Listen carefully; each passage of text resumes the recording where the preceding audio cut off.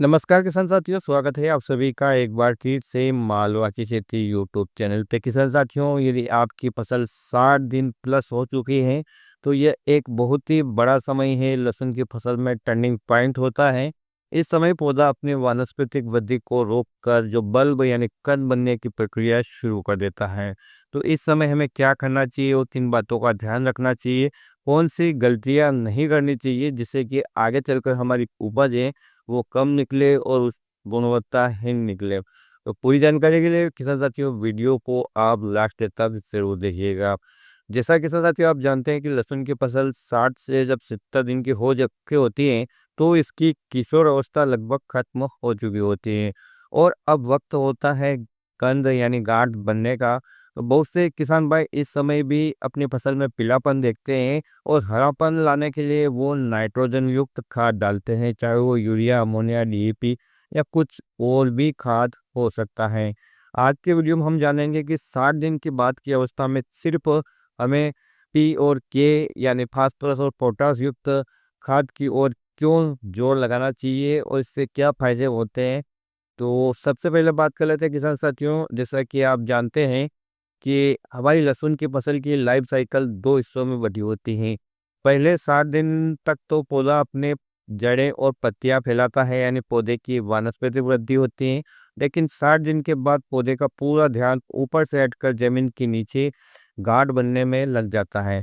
इस समय अगर आप नाइट्रोजन देंगे तो पौधे को एक प्रकार का सिग्नल जाता है कि अभी भी वानस्पतिक वृद्धि होना है और वो पत्तियां ही बढ़ाता रहेगा और आपका लहसुन का आकार छोटा रह जाएगा। तो आपको ये गलतियाँ नहीं करनी है। तो इस समय फास्फोरस और पोटासी क्यों दिए जाते हैं? तो चलिए इसके बारे में बात करते हैं।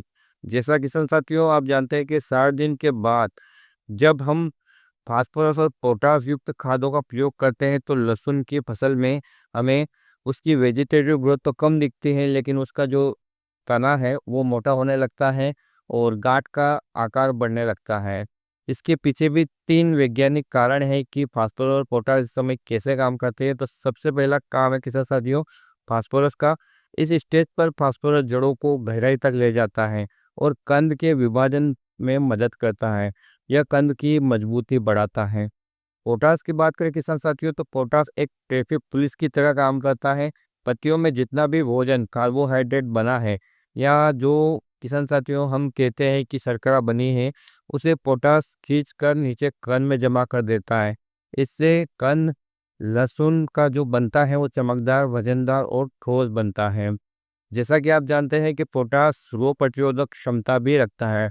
तो इस स्थिति में किसान साथियों जैसा कि आप जानते हैं कि अभी सर्दी का मौसम है तो पाले से भी लड़ने की वो शक्ति देता है और जो भी बीमारियां हैं चाहे स्टेम फिल्म लाइट हो, पर्पल ब्लास्ट हो या डाउनी मिल्ड्यू हो या लहसुन की फसल में जितने भी रोग आने वाले हैं उन बीमारियों से पौधे को बचाता है।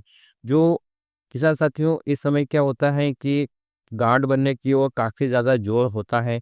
पौधा काफ़ी ज़्यादा स्टोर ऊर्जा को करता है।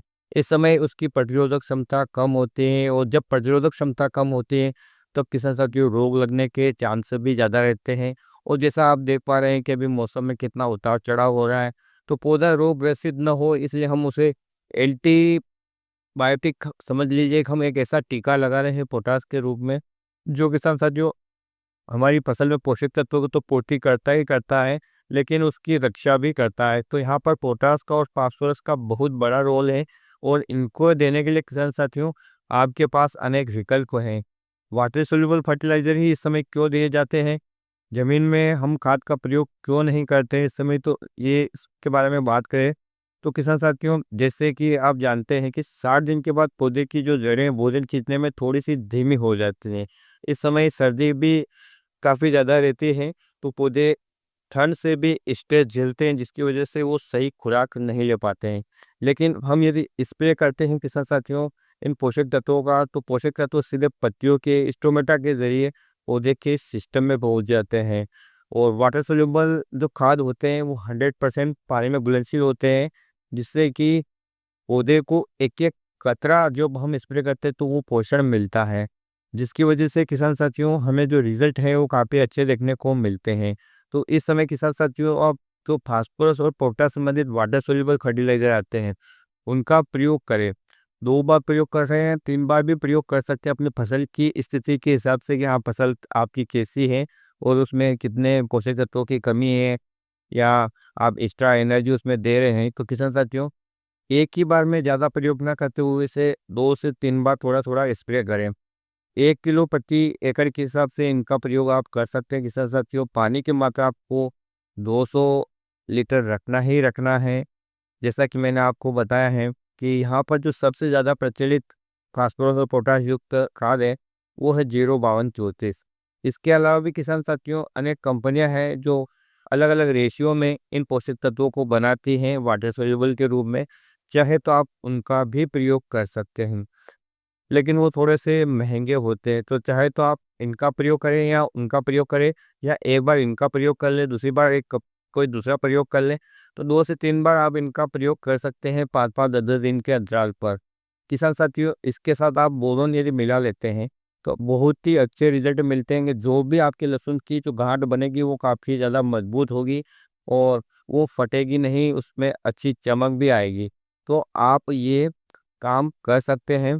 तो आखिर में मैं आपसे कहना चाहता हूँ किसान भाइयों, अगर आप चाहते हैं कि आपका लहसुन मंडी में सबसे ऊँचा बिके, तो 60 दिन के बाद यूरिया को कहें ना और पी व किए को कहें हाँ। जानकारी अच्छी लगी हो तो वीडियो को लाइक करो और अपने साथी किसानों के साथ शेयर ज़रूर करें। खेती से जुड़े ऐसी ही वैज्ञानिक जानकारी के लिए हमारे चैनल को सब्सक्राइब करें। फिर मिलते हैं एक नए वीडियो में नई जानकारी के साथ। तब तक ख्याल रखिए किसान साथियों, आप अपना, अपने परिवार का, अपने पशुधन और अपनी फसलों का। वीडियो देखने के लिए आपका बहुत बहुत धन्यवाद। जय हिंद, जय जवान, जय किसान।